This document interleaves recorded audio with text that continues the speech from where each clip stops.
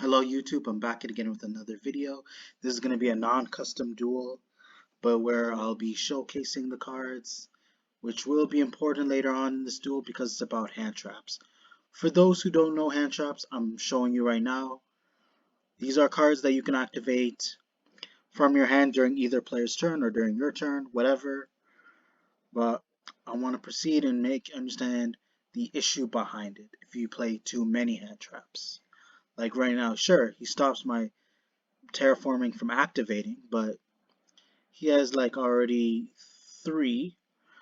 So point is that with hand traps, if you have a if you don't have a starting hand that helps you go first, then it can be a problem. Though the only way hand traps can be useful if you draw at least one or two of them at most. But if you have three or more, then it can be an issue. It can be strong, but you also need to be able to go first in order to set up your board on your field. Because that way, if your opponent has cards that can get around those hand traps, or you cannot activate those certain hand traps during that circumstance, then yes, it could put the player at a lopsided duel. And so forth, like what I'm doing right here as special summoning Winda. At the time, I obviously didn't know his hand traps too well. I didn't even, because this is simply me recording the video, everything. But before I even saw his cards, like I could not get the opportunity to do so. But it only happens after I'm done recording, when I get the Duel Link video, or people should call it, or what I call it, Duel Book Replay, but for short. And he admits defeat.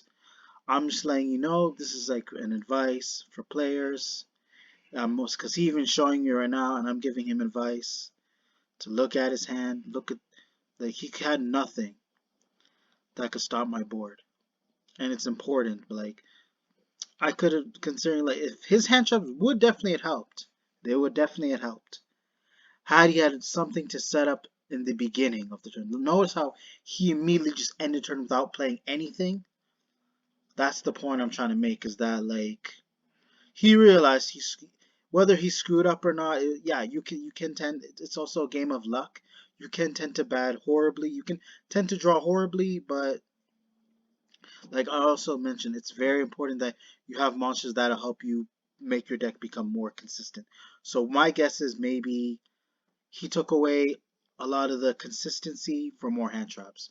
So possibly draw power cards that will add for certain cards to go to his hand that enable plays into his extra deck. And although considering like had he had a certain powerful monster, had he had cards on his field that he could probably place face down that could activate during my turn, or monsters that could pretty much stop me from my tracks, then yeah, he would have had a chance to beat me. But it's pretty much he was pretty much doomed. So because how I play my deck is simply consistent. I ensure that I play a certain amount of hand traps. I play spells that can help me get into other monsters, and as far as fusion summon go into my extra deck, like right now.